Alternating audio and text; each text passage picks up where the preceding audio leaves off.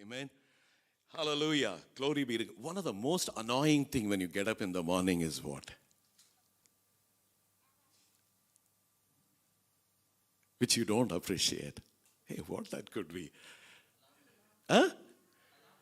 Alarm. I know many of you wished, our alarm wouldn't go off, and, wish we could have slept a little longer, especially after a tiring day and all those, bang. And these days you have a smartwatch, you can't do that. But those days we had those alarm clocks, and before the advent of the smartwatches, you had bang, we used to do that. And just why the alarm clock, But what happens when you don't respond to the alarm and the consequences of it, what? You end up going to the office late, your schedules in the morning gets upset, and the whole day you're upset about and missing appointments, and probably for some of us it could be interview calls and whatever it is. So this is what happens. But alarm clock is not only mentioned to wake us up. There are alarm also is given as if there is a serious issue somewhere. Amen. Or a problem somewhere, or a danger somewhere, there is an alarm, okay? We all know what happens in the buildings. We have these smoke detectors, isn't it? Okay. And recently we had very close to Brother Thomas's place, a building which just went on fire, and about 5 people, I know we all read in the news, and 5 people were dead, and so it's very sad. But alarm is meant to what? Not only want, wake us up. Wake us up. Today my message is wake up call. Carefully listen. You have it on the screen. You see those alarm clock? Do you have this still at home? You still? Okay. I know many of us have got rid of this. Amen. Hallelujah. So praise God. Amen. Hallelujah. Church, in many places in the Bible, you find verses which tells God's people to wake up. Church, this is not a suggestion. This is a command. Wherever you see God telling his people to wake up, that means the issue is serious. You and I cannot afford to be complacent and slumber. I'm going to give you a few references, and please carefully follow that. In Romans 13:11 it says, and okay, we'll have it on the screen, and thanks Jeff and Alvina are going to help me with all those verses that's going to be on the screen. Some of you want to take down, please take down. And but please stay very attentive to. Amen. Let's pray. Father in heaven, we come to you in Jesus' precious name. Lord, we want to thank you for your faithfulness. We thank you for the privilege that you brought us, oh God. Your word says how good it is for us to come together and brothers to come together in unity. And Lord, here you said you will bestow your favor and blessing, oh God. We want to say thank you for that, Lord. Hallelujah. And Father, I pray even as I stand before people, and Lord, I pray, Holy Spirit, you will strengthen me. As Paul prayed, oh God, let there be soundness, integrity, and seriousness in what I would be preaching, oh God. Hallelujah.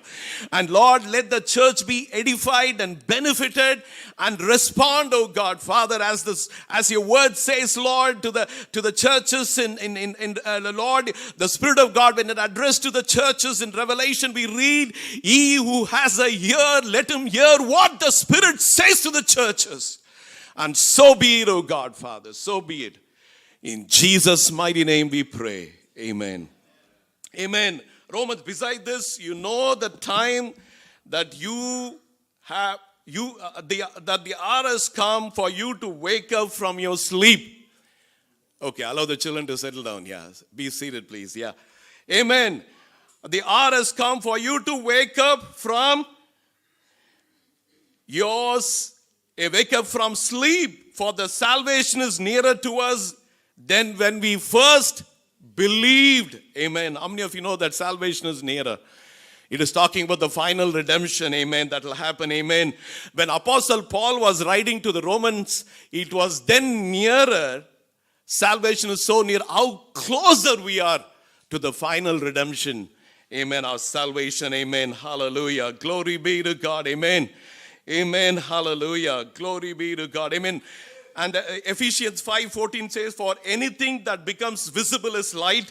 Therefore, it says, awake, O sleeper, and arise from the dead, that Christ will shine on you. Amen. It says, arise, wake up. Amen. And and in 1 Thessalonians 5:6, it says, so then let us not sleep as others do, but let us be awake and be sober. Amen. It says, let us not sleep. I'm not saying this is not the literal sleep, okay. Should I be awake all the time? That's not what it is. Amen. It talks about the being spiritually awake. Amen. Hallelujah. Glory be to God. And one of the verses that I want to emphasize is Revelations 3:2. Probably you could take it as a key scripture for my sermon. It says, wake up and strengthen what remains is about to die. For I have not found your works complete in the sight of God. Amen. Sight of my God. Amen. This is, who's talking? Jesus talking to the church, what? By name? Sardis. Amen. Hallelujah. What was the problem with Sardis? Amen. They were presuming everything is okay when it is not okay. So they went into a slumber. They went into a church that went into a complacency. What happens when, there is a saying that, you're familiar with, our past success is no guarantee for the future victories. How many of you heard this before? Please listen, let me say it again. Our past success is not guarantee for the future victories. So Sardis church at Sardis was, God says, you seem to be okay, but you're not okay. It says, your works are not complete in my sight. There are things that you need to wake up and you need to do it before it's going to die. Think of some of us, what could this could refer to? What your zeal for the Lord. Amen. Hallelujah. See, one of the most, the deception of the devil is complacency, which is a subtle deception of the enemy. Something you and I should be careful. We are so comfortable in what happened in the past programs or victories that we have had. And that could literally put us into a word called hibernation. How many of you heard of something called hibernation? Children, you are aware of what is hibernation? Maybe you would have. Hibernation is something the animals become inactive, not for weeks. There are some animals go in hibernation for months together, inactive. They don't feed. 6 months even, sometimes even. So, Sardis to the church, this is what the Spirit of God is saying, man. You have to wake up, strengthen what it remains. You have something good in you, strengthen that. Bible says in Romans, do not be lacking in zeal, but keep the spiritual fervor serving the Lord. How many of you know the scripture? Do not be lacking in zeal. Yes, you did well in the past. You are doing good, but what about now? What about now? Amen. This is what the Spirit of God is telling the church, amen, in Sardis, amen. So, in short, that as a church, we need to be vigilant. Amen. Hallelujah. Hallelujah. Sometimes you take things for granted, amen. And this complacency can go on indefinitely without we changing our attitude. So God says you have that, something good still remains. This is what God was telling Spirit of God was telling the church in Sardis, he says, yeah, something. Strengthen that before it is going to die. The zeal, the passion that you had once for the Lord, the fervency with which you served the Lord, the fervency with which you prayed, the fervency, the compassion that you had once, over a period of time, it became complacent. Nothing seems to be a concern to you. You don't seem to care for anything, what is happening. The most dangerous situation ever to be in.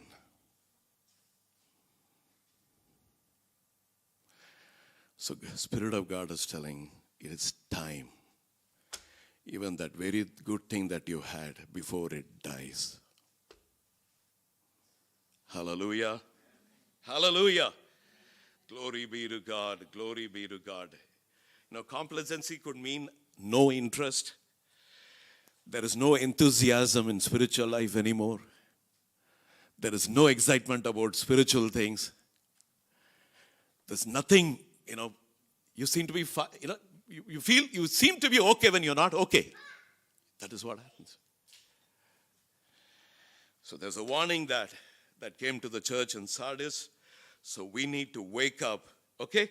Church, I'm going to give you examples from the Bible of the persons who received the wake-up call. How did they respond? And what are we going to learn from them? How are they? Okay? Amen. Let's look at that. Okay, number one. Okay, wake-up call for Moses.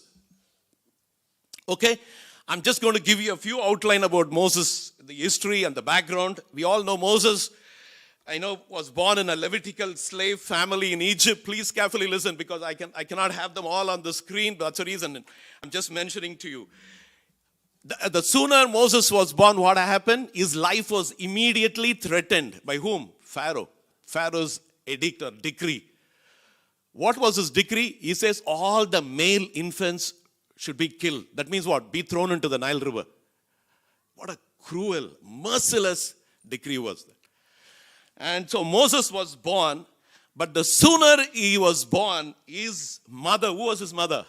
Children. Jochebed, okay. Who said that? Praise God. Amen. Jochebed, okay. And who were the siblings of Moses? Aaron and Miriam. Good. Children, amen. Good. Hallelujah. Okay. So what happens? His mother knew this child was not an ordinary child. So she kept him hidden for 3 months, and she couldn't do any longer. Bible says she was afraid of the king's decree. Why you have read already, why the king ordered that all the male infants should be killed. Why? Because all these Hebrew Israelites were slaves in Egypt. They were becoming too numerous. The descendants were increasing. So Pharaoh thought that these people are too much for me, and they could be probably even a threat to him and to his position and the kingdom. So he says, only ways, get rid of them. Get rid of all the male children, so there is no future generation. Amen. Hallelujah. And what happens? Finally, Moses' mother puts him on a basket and, allows him, and this basket floats and in the Nile River, and finally Pharaoh's daughter finds him, and Moses, was brought up in the palace, and we all know that. But I'm going to cut short a lot of things. When Moses was 40 years old, listen. 40 years old, what he does? He kills an Egyptian. He saw his countrymen was being mistreated. So what he did, he took things into his hands and he killed the Egyptian. Not only he did that, he hid his body also. Until later on he realized probably his act of murder Pharaoh would have known that. So what he flees into the wilderness, okay, to a wilderness. So from the opulence and grandeur of the palace, where is he now? Into the dusty, muddy wilderness Moses was in. Amen. So what happens there in the wilderness? Moses gets married to a daughter of a priest by name Jethro. And his wife's name is Zipporah. We all know that. And Moses had two sons with her. Who were they? Moses' two sons.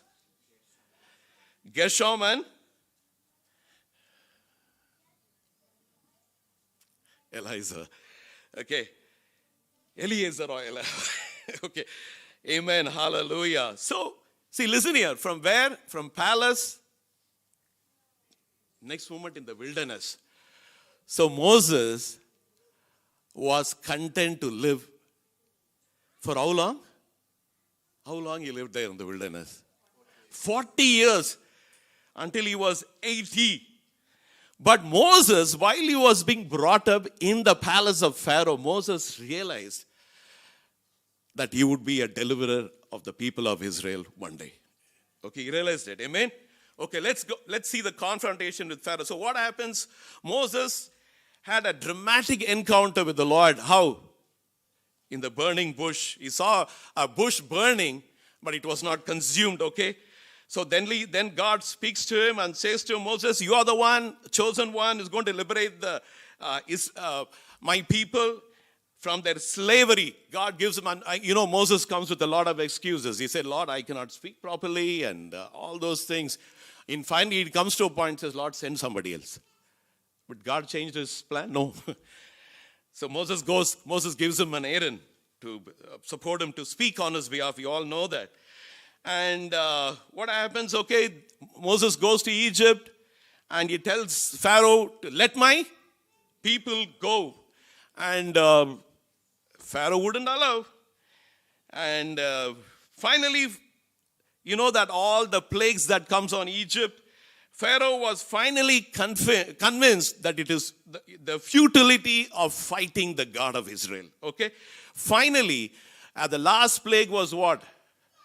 The death of the firstborn of all the Egyptians. It happens. Finally, you know that Pharaoh lets them go. And they all come to Moses leads them. And finally, they hit a roadblock. Where? Red Sea. We all know that at Red Sea part, they all walked through a dry ground. And then finally, they reached. Then the Pharaoh army, Pharaoh changes his mind. He pursues the Israelites. Finally, Pharaoh and the army were all drowned. We all know that, okay. Then begins the journey to Sinai, okay. Amen. Then what happens? Israelites murmur. It said they murmured about the insufficient food and in all that happens. And finally, God gives them the water and the manna. Amen. Then followed by what? He fights the Amalekites. Amen. The beautiful one. Amen. Hallelujah. The war, how they won the battle against the Amalekites. Amen. Hallelujah. Then they approached Mount Sinai. And what happens in Mount Sinai? God gives Moses 10 commandments. How long Moses was away in Mount Sinai without food or water? 40 days. 40 days. Amen. How long today we struggled even fast for one day. We keep asking, can I have this? Can I have this juice? Can I have this? Can I have that? Can I have this?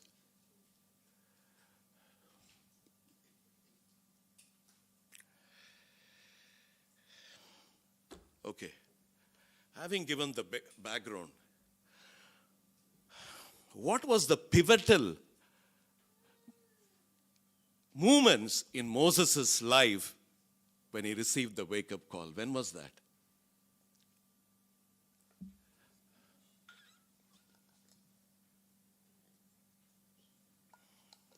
Come on, I thought it'll be obvious to you.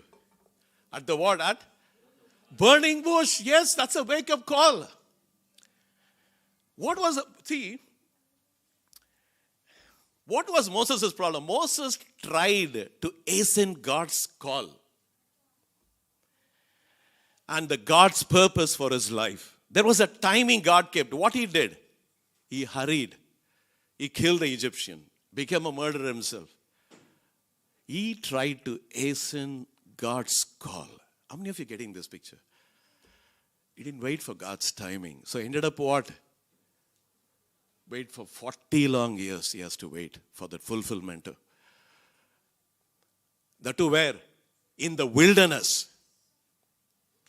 So what was happening for Moses those 40 years? Imagine, from riding those horses, living an extravagant and luxurious lifestyle.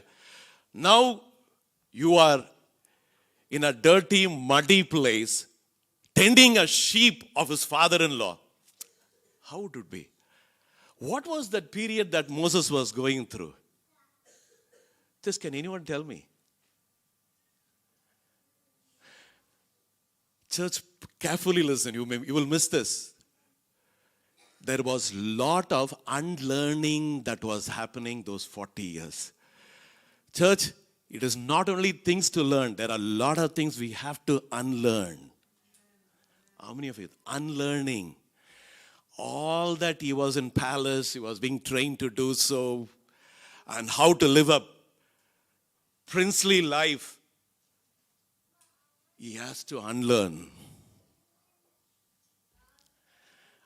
How many of you remember what Apostle Paul said? Whatever is to my profit. There was a lot of unlearning.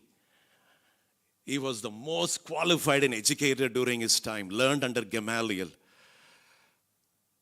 He had a pedigree coming from the tribe of Benjamin. All that was to his credit. He says, I consider all that as a dung. Rubbish, he says. Church, there are some things that you and I have to unlearn. There is a period God could take us through.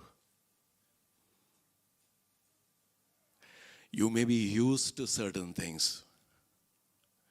This is the way it should be done. This is the way I'll be doing it. This is the way that my forefathers did. This is the way that I was brought up. This is the way. Unless there's a lot of unlearning that has to happen if you want to see God to use you. How many of you are getting this message? We have to go through. That's what happens in Moses' life. I'll quickly go on the second one. Okay? Second one is wake-up call. For whom? Jonah. Quickly go, amen. We know God commissioned. Are you listening? Church, are you listening? Is okay, clear? It's benefiting you, what I'm saying? It's clear? Simple?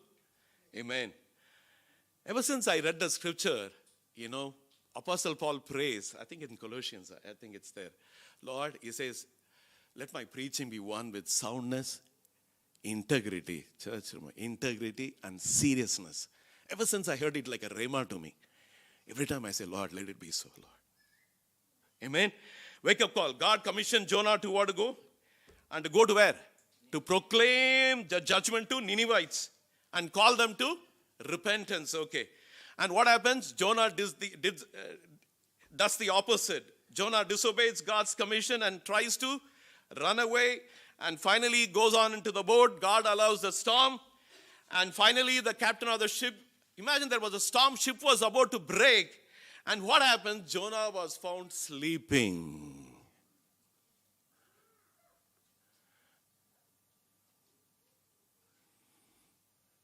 You get what I'm saying?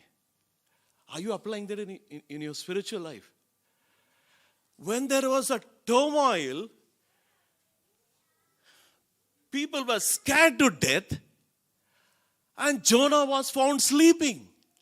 And so the captain of the ship comes and says, this is what he says, Jonah, amen, captain of the ship comes to him and tells, what do you mean, you sleeper? Arise and call your God. Perhaps God will give thought to us that we may not perish. Amen. Then finally what happens? Okay, let's go on. And God allows, he was thrown into the sea, and finally God allows a big fish to swallow him. And in the belly of the fish, Jonah repents, gives praise, and he commits himself to fulfill fulfill the commission that God gave him to go to Nineveh and proclaim the message of judgment and calling people to repentance. Amen. So God gives Jonah a second chance. And he goes to Nineveh, and you know all that people of Nineveh repents, including the king himself. They fast and they pray, and God relents from sending the judgment. And praise God, amen, hallelujah. How many of you know that our God is slow to anger, abounding in love, and gracious in mercy, amen. See, whenever there is a repentance, God works. Israelites again and again, they turned their backs on God, but every time they cry to the Lord, Lord answers. I'm sure it will happen even now. Amen. Amen. Hallelujah. Glory be to God. Amen. So God had compassion on his people. Amen. Hallelujah. Glory be to God. Amen. Hallelujah. And Jonah prays his prayer. You know what he says? Jonah prayed to the Lord God from the inside the belly of the fish. He said, Lord, I cried out to the Lord in my great trouble, and he answered me.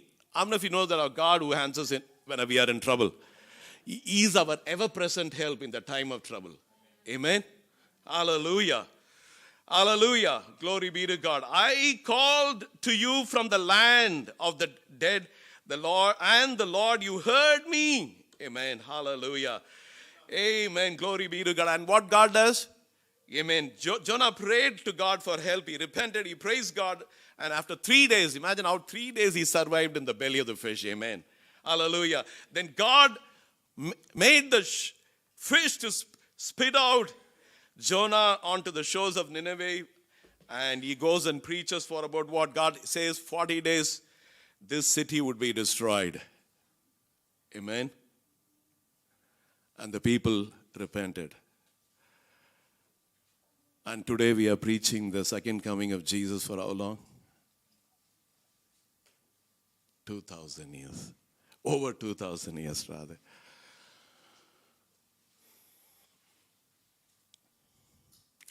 How many times you heard the message on second coming?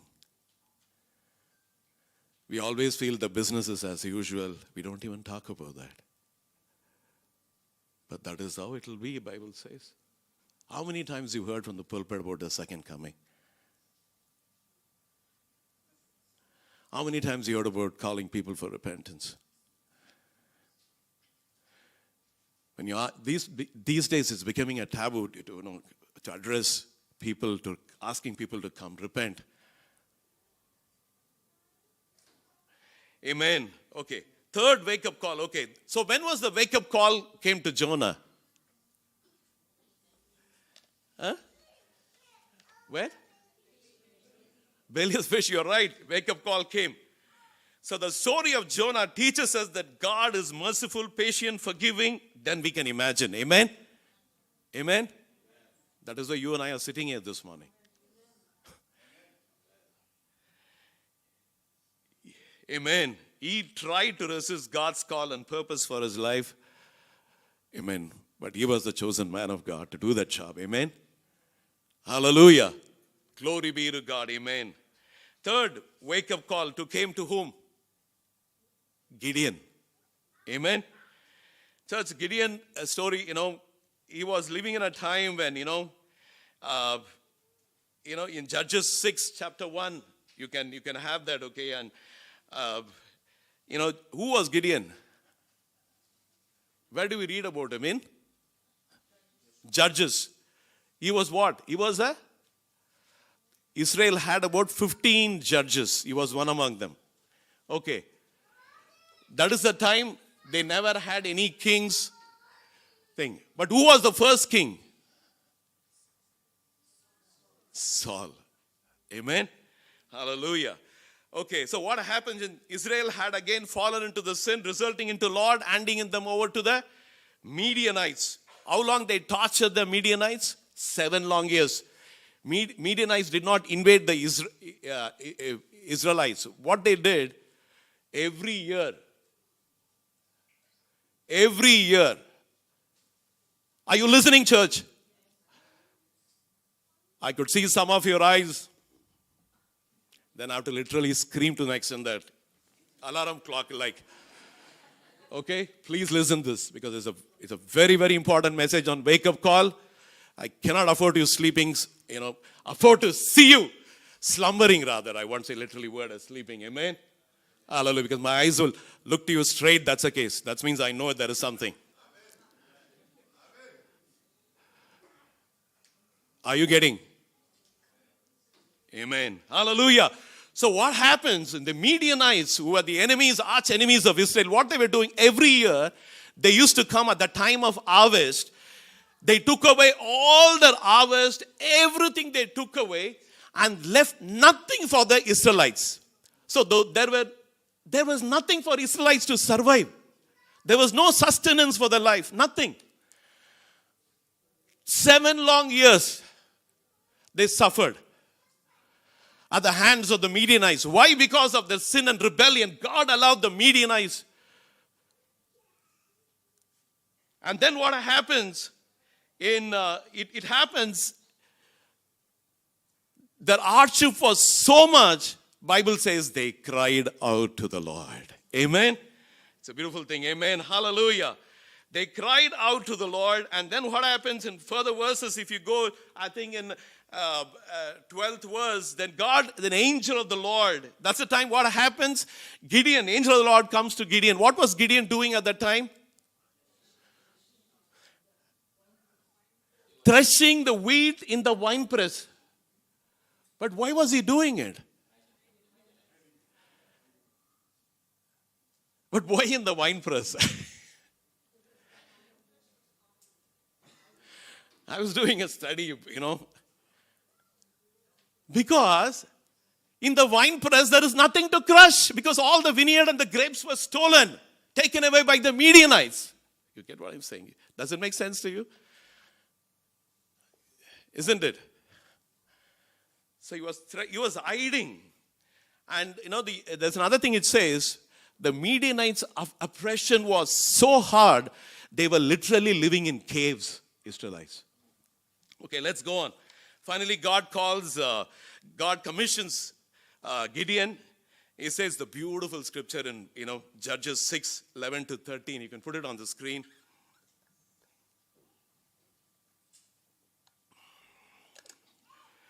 The Lord is with you, O mighty man of valor. Whom does God call mighty man of valor?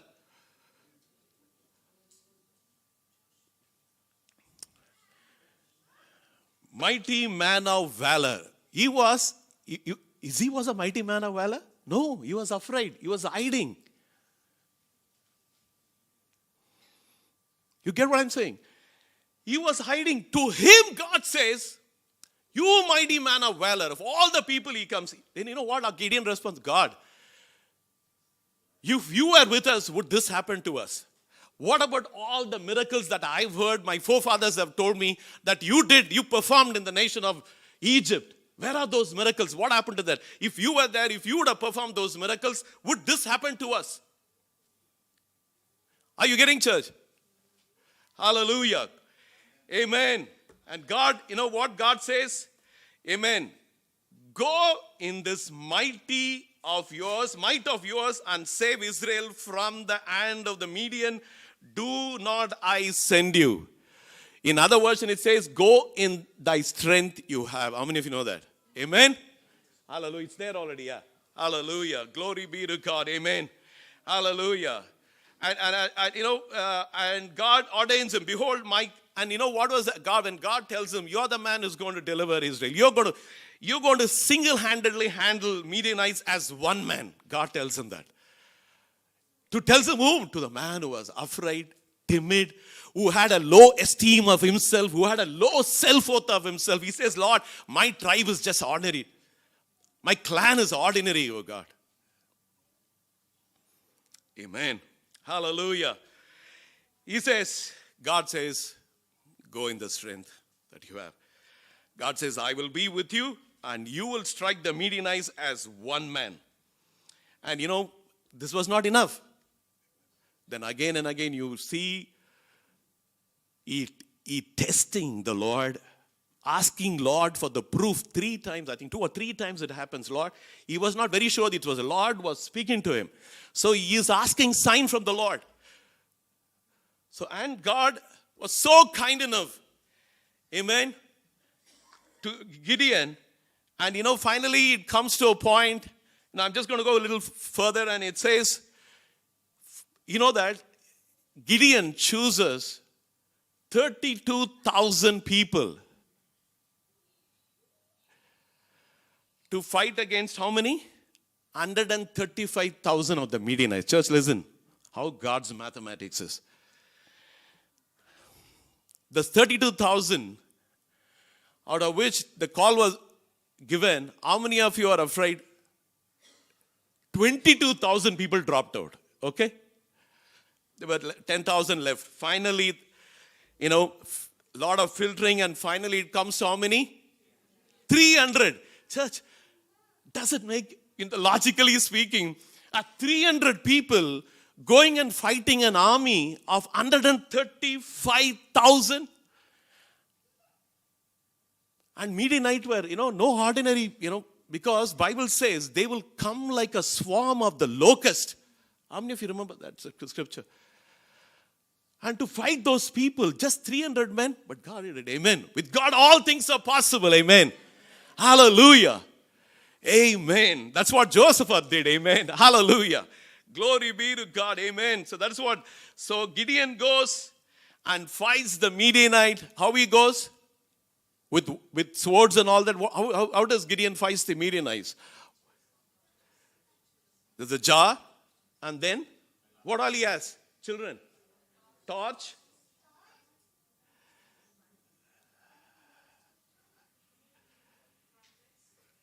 Trumpet. 3. Amen.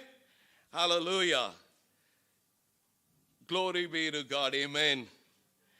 And then we all know that, okay? And the time of war came. They defeated the Midianites. How? By smashing the jar. Then Midianites were terrified and panicked when they saw that sound of the trumpet. I know the moment you hear the trumpet sound, suddenly, you wake up, even as a regular routine, we do it before the start of the service. There is something about the trumpet sound. That's what will happen. When our Lord comes with the sounding of the trumpet with the archangels. Amen. Amen. Hallelujah. Glory be to God. Amen. It was an astounding victory for Gideon. Amen. But where all the wake-up call happened for Gideon? With the encounter with the angel. See, every Old Testament, every encounter, the Bible says with the angel, it says it's a pre-incarnate appearance of our Lord Jesus Christ. Amen. Amen. Hallelujah. Glory be to God. Amen. Hallelujah.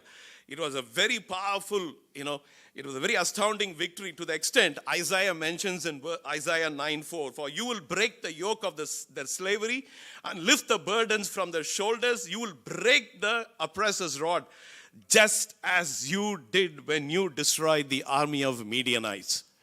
Amen. Hallelujah. Glory be to God. Amen. Psalm 83:9 says, do to them as you did to Midian. Amen. Hallelujah. How many of you know that God specializes using those who cannot accomplish His work? Amen. It says in 1 Corinthians, God chooses the foolish things of the world to shame the wise. God chose the weak things of the world to shame the strong. Hallelujah. Right through the Bible you read, like Abraham, you take, who was he? He was a pagan from the land of Ur, of the Chaldeans, it says, and went on to become a father of the faithful. Take, for example, Jacob, deceiver and a supplanter, that's what it says, and became the father of the nation of the Israel. Take, for example, Joseph. What was he? He was a slave in Egypt. Amen. But he delivered people from the famine. And Moses, a shepherd and a murderer, God chose him to deliver Israel. Amen. And there was a servant girl, remember, her name was not mentioned. What she did? Remember, she spoke to Naaman, the commander, the Syrian army. Amen. Hallelujah. And how many of you know Esther, a slave, to deliver Israel? Amen. Hallelujah. Glory be to God. Amen. An amazing way you see the disciples of our Lord. Amen. Hallelujah. From Matthew, tax collector and honorary fisherman, and used Saul of Tarsus. Amen. Hallelujah. Once the persecutor of the church, what he did, he wrote one half of the New Testament. Amen. Hallelujah. See how the Lord works. Amen. Glory be to God. Amen. God specializes in using those who can't accomplish his work in the world. He chooses them. Amen. Have you asked the Lord, Lord, what do you want me to do, Lord? Am I your chosen instrument? Have you ever prayed the prayer? Bible says in one place, make your calling election sure. Amen. What has God called you to do? Church, it's fine you have a job, you have a family, all that is fine. Praise God, it's a blessing. But in the kingdom of God, have you ever asked what the Lord wants you to do? Are you just filling up like the fillers? Is that what the Lord wants you to do? Are you focused on what the Lord wants you to do? Have you ever asked God? There are something when God chose you. How many of you know what Jesus said? You have not chosen me, but I have chosen you. God has a purpose. Among all the people, God has chosen you. Amen? Are you getting it? It's important that we ask, Lord, what is the purpose, Lord? I know we are very good at quoting Jeremiah 29:11. But God says, I know the plans I have for you. Plans to prosper you, not to harm you. Plans to give you hope and a future. But have you asked, Lord, do I fit into your purpose and plan? Or am I doing what I like doing? What I want to do, what I feel I'm good at. But is that all?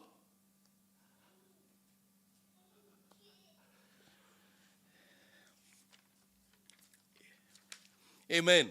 A wake-up call. Next one is fourth one. Wake-up call for the prophet Isaiah. We all know prophet Isaiah. Amen. Referred as the messianic prophet, and many of his prophecies were fulfilled in Jesus. Amen. Hallelujah. Isaiah, we all know, is a spokesman for Judah and Jerusalem. He was living at the time, amen, when under so many kings that the kingdom of Judah had. Amen. Hallelujah. And Judah was again and again falling into sin. And Isaiah was God's spokesman to speak against the sins and urging them to repent. Amen. And also he foretold about the destruction that is going to come upon them if they don't return to God. Amen. Hallelujah. Amen. And what happens in Isaiah chapter 6 verse 1, it says, in the year when King Uzziah died. What was about Uzziah? Uzziah, Bible says he became a king when he was 16 years. Okay, what happened? Why was so Uzziah? See, for all the kings that Judah had, Uzziah was, Bible says he did right things in the Lord. And he made people who backslidden to return to God. All the good things Uzziah did. So in short, Judah was enjoying a time of prosperity under King Uzziah. And all of a sudden he died.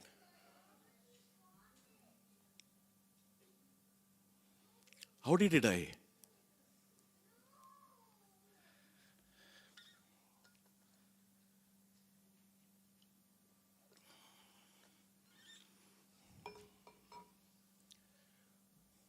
How did King Uzziah die? He did all the reforms. He did all the good things. Nation was prospering under his rule. You know what he did once? Pride came in. You know what he did? He goes into the temple. Only the Levitical priests were allowed to burn incense to enter the temple. And the priest warned him. He said, Uzziah, don't do this, he says. He says, no. And he goes burn incense.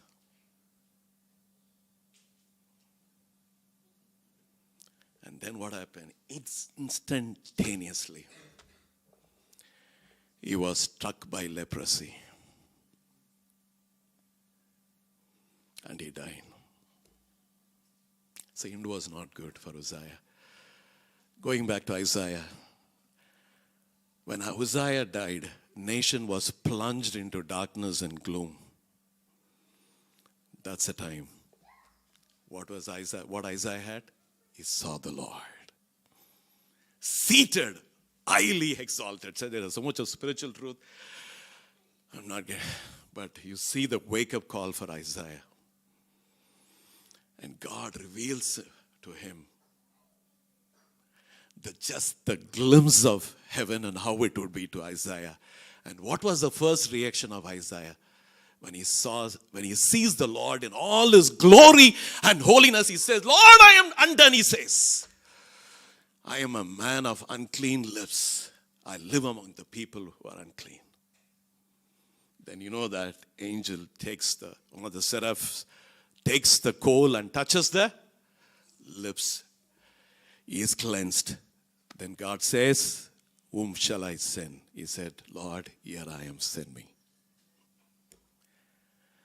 That was a wake-up call for Isaiah. Amen. Next we're going to look at wake-up call for Peter. Amen. Peter, we all know, his original name was Simon. Peter, we see it first in Matthew chapter 4, verses 18 to 20, when Jesus calls him to be one of his disciples. But also you find the dramatic story that happened in Luke 1 to 11. Amen. Jesus goes on to the boat, which belongs to Peter, and tells him to throw the net on the other side. Then what happens? Peter responds saying, Lord, we have toiled all night. You're telling us to do. Church, you should listen. You should carefully listen to this. What Peter says? Lord, all along we've been toiling in the night. We never caught anything. But you're telling us to throw the net. Lord, because you say, I'll do it. How many of you know that? Amen. Huh? At your word, Lord, we will do that. Then, rest is history. There's a huge catch of fish to the extent that the nets starts breaking. Amen. And what was how did Peter respond to that? That was his first encounter with Jesus. He falls at the feet of Jesus and says, Lord, go away from me. I'm a sinful man. Jesus said, from now on, I will make you fishers of men. Fish for men, it says. Amen. So then what happened? Peter officially joins the 12 apostles. We read in Matthew 10, 1 to 2. I'm going to read through the scripture. Not necessarily you have to put it on the screen, but you can note down. Peter, then another experience. Peter walks on the water and he almost drowned when the fear came. And Matthew 14, we read that verses 28 to 30. And Peter makes a confession, amen. And the Father God reveals to Peter, Lord, he says, you are the Messiah, the Son of the living God, amen. Matthew 16 we read. Then Matthew 16, something happens. Peter rebukes Jesus. In turn, Jesus sternly rebukes Peter. Amen. Matthew 17, we read, amen. He had the privilege of getting into the inner circle along with James and John, where at the Mount of Transfiguration. What a beautiful experience that was in the Mount of Transfiguration. Amen. Hallelujah. Amen. And Peter has another revelation and confession. And when Jesus puts forward, ask him, Lord, to whom shall we go? Amen. Do you also want to go? This is what Jesus asked Peter. Lord, to whom shall we go? For you have the words of eternal life. What a revelation. Amen. And Peter claims that he would never deny Jesus, never would fall away. Amen. That is mentioned in Matthew 26 verses 33 and 35. And then what happens? Peter sleeps while Jesus went to pray in the Garden of Gethsemane. And Jesus predicts Peter would deny him 3 times in Matthew 26, 69, verses 69 and to 75. Then John identifies Peter. And when people came to arrest, soldiers came to arrest Jesus, And what he does, he takes the sword and cuts the ear of one of the soldiers, and cuts off the man's ear. And then what happens? Jesus was crucified, then he was resurrected. Then he hears about the empty tomb. Peter going to the empty tomb.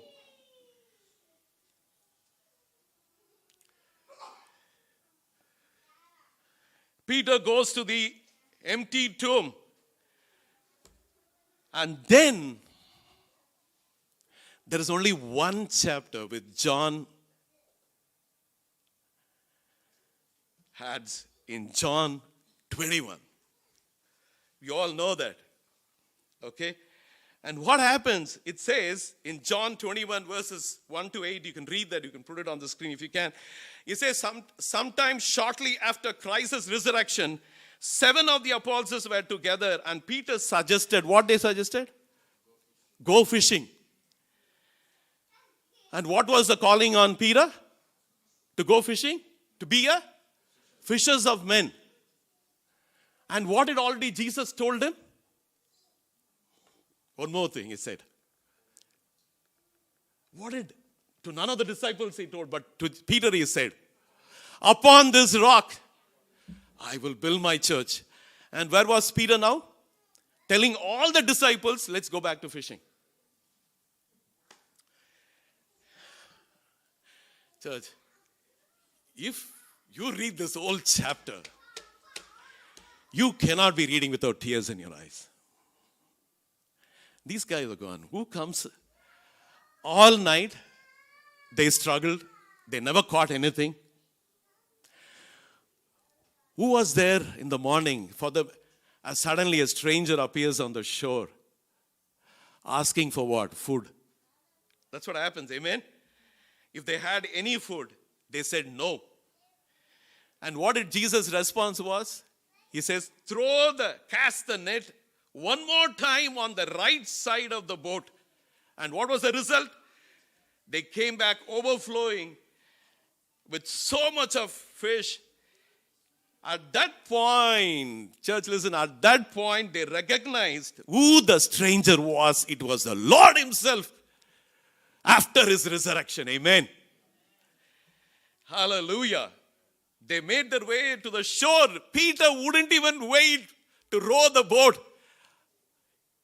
He just took off his outer garment, put on the outer garment, he says that, and he swam so fast, he recognized Jesus. Amen. Beautiful encounter. Church, you must listen to this. What did Jesus say? John 21 verses 15 and 17. After the breakfast, amen, after they had a nice fish meal, isn't it? Amen. Hallelujah. Jesus asked Simon Peter, Simon, son of John, do you love me more than these? Yes, Lord. Peter replied, you know I love you, then feed my lambs. Jesus repeated the question again in verse 16. It says, Simon, son of John, do you love me? Yes, Lord. Peter said, you know I love you. Take care of my sheep, Jesus said. Third time again, when Jesus asked the same thing, Peter was hurt, it says. Peter was hurt that Jesus asked the question a third time. Lord, you know everything. You know that I love you. Jesus said, feed my sheep. So which you think of all that, the summary of Peter's life I went through, where was that wake-up call for Peter?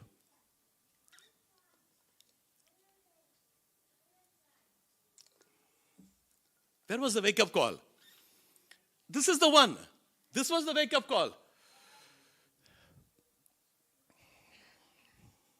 Amen. Hallelujah. Finally, wake-up call for the 10 virgins. Amen. I know you have heard this about virgins so many times from the pulpit. Church, but you should understand why this is being mentioned. Because it calls for preparation and readiness. That is the reason You keep hearing this from the pulpit so often, so often. Amen?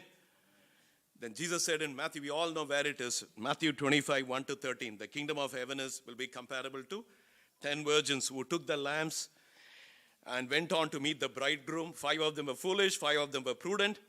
And when the foolish took the lamps, they took no oil with them. Note down. I'm going to come to that a little later. They never took any oil.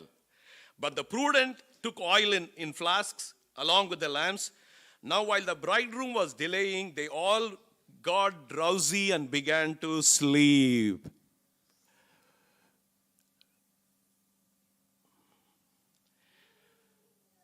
But at midnight, there was a shout, behold, the bridegroom, come out to meet him. Verse 7, then all those virgins rose and trimmed their lamps. The foolish said to the prudent, give us some of your oil, for some lamps are going out.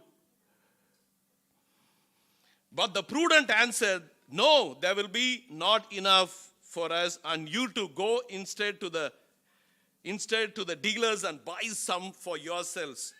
And while they were going away to make the purchase, the bridegroom came. And those who were ready, please note, ready. First, no oil. Only the ready. Those who were ready went in with him to the wedding feast. And what happened after that? Door was shut. Later, the other virgins, those foolish ones, also came saying, Lord, Lord, open for us. But he answered, truly I say to you, I do not know you. But be on the alert then, for you do not know the day or the hour. Amen. Hallelujah. So we all know what is this parable talks about. Amen. It talks about the 10 virgins, which means, the church. Amen. We all know that he is a bridegroom. Our Lord is a bridegroom and we are the bride. Okay. Amen. And the lamp, it talks about the good works and bridegroom Jesus, I mentioned. 5 foolish. What can we take them as? Pretending to be believers. And 5 prudent were the true believers. No oil means what? Oil refers to what? Holy Spirit. No oil, no Holy Spirit. Oil and flax, what they say? They had the Holy Spirit. Bridegroom delayed. We are in that period. We are in the time. How long it is? Over 2,000 years. Amen. Bridegroom delayed. It talks about the church age. So what happened? The church became drowsy and went to sleep. It talks about what? Spiritual dullness. They lost their zeal. Amen. And what happened in the midnight? The rapture, the second coming that happened. Amen. And a shout that followed. So what the foolish wise virgins did, they trimmed the lamps. And what are the foolish virgins were asking the wise virgins? Give us some oil. They realized their need then. It was too late. Because the lamps were going out. The lack of preparedness was very obvious. And what the response of those wise virgins, they said, no, there will not be enough for us. Each must own responsibility for their lives. Amen. Hallelujah. So in turn they said, go to the dealers and purchase the oil. We don't have enough to spare. So they all came to Victory Walkers.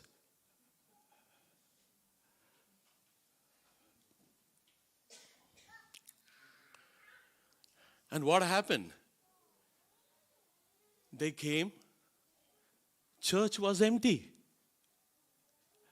Hey, how can this be?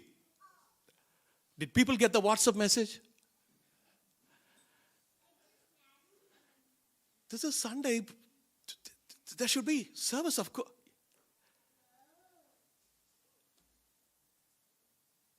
Nobody was there. What happened? So by then what happened? What would have happened? Rapture had taken place. Church, nice to smile. But it's a serious thing. What lack of preparedness could. There is no point for regret later. There's no point in regret later.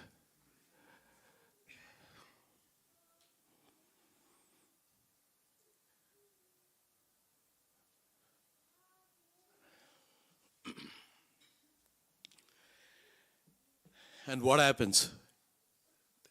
These wise, foolish virgins, they return from wherever they could get, they came. But by then the bridegroom came. All the wise virgins went with him, who were prepared, who had the oil of the Holy Spirit. Church, this is another message itself.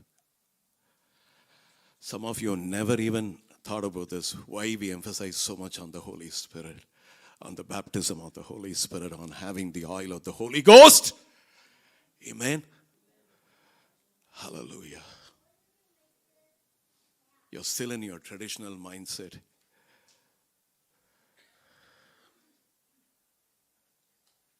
Holy Spirit, amen. That's the reason you and I have to be careful. Church, are you listening? Don't grieve the Holy Spirit, Bible says. He's a person, he's a guarded.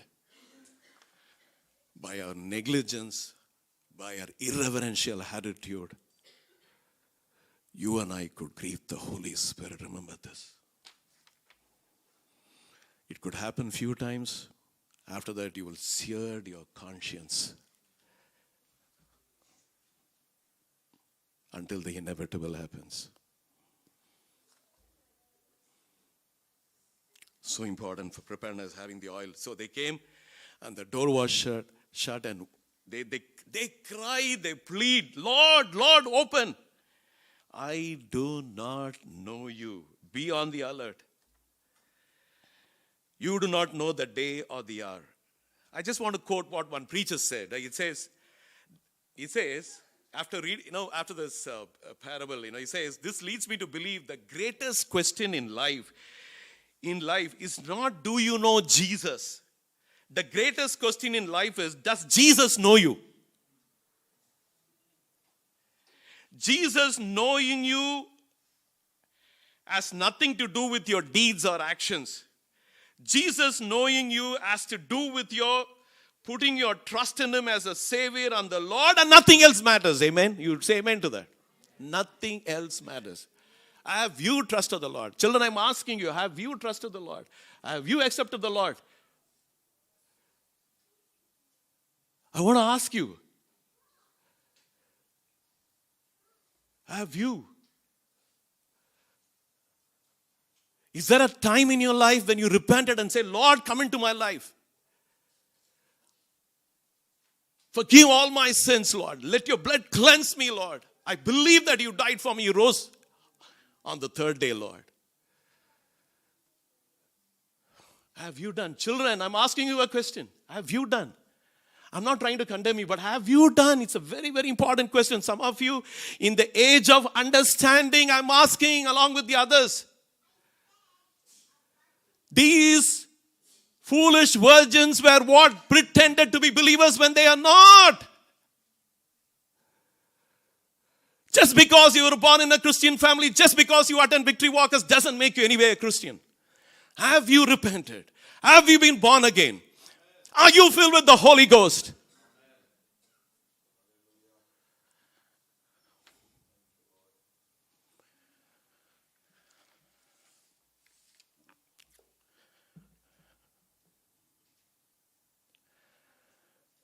I'm asking everyone. I thank God. So God, we've got saved and born again, and praise God for that. I don't know. I feel like addressing the children now. I know it's nice to be BFFs and all those, praise God, but have you been born again? Have you repented? Today you have much understanding more than the elders. You have such amount of knowledge, wisdom, smartness, everything. But where does it all lead to? Has it led to Accepting the Lord as your personal Savior. As it said, Jesus, I come to you, Lord. What is the purpose you have for my life? Have you ever prayed that prayer? Have you prayed? Have you prayed, children? Have you prayed? God loves you dearly, let me tell you. He loves you. Have you made the state? Is there an assurance of salvation in your life? Is there an assurance of salvation?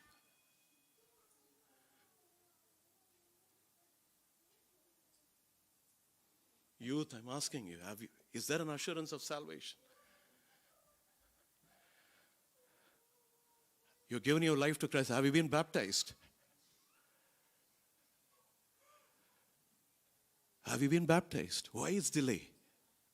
Why there is a delay? Yes, uncle, I've been baptized. So I've been born again. Yes, I know I've done this. I know I have the assurance of salvation. I know my sins have been forgiven. But what should follow? What should follow? Baptism.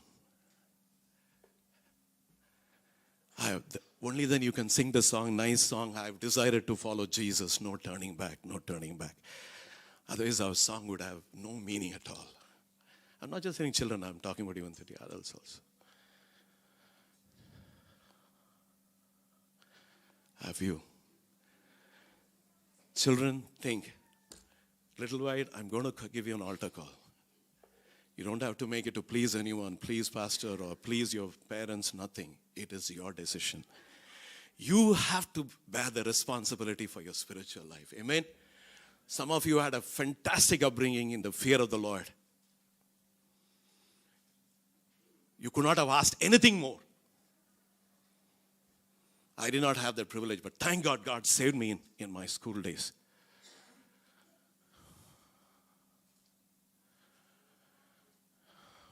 It's a serious question. Are you prepared? Could this be the sermon? Could be a wake-up call for your life? Or you say, Lord, my time has not come. Probably I'll wait for another wake-up call. You want to wait?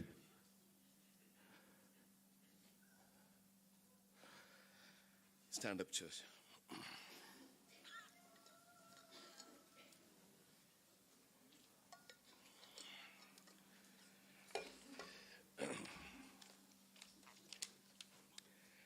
Amen. Hallelujah. Luke 27, 21, 27, 28 says, at the time they will see the Son of Man coming in the cloud and power and great glory. When these things begin to take place, stand up and lift up your heads because your redemption is drawing near. Amen. Hallelujah. Stand up. Amen. It says, lift up your heads. Your redemption draws near. Amen. So we're going to play a song. Listen. And I'm going to call people you're not sure. You felt this is a wake-up call for you. Anyone for that matter. You felt, you probably, Spirit of God addressed the church in Sardis, said, they were presuming to be okay when they are not okay. God says, in my sight, you are incomplete. God is asking today.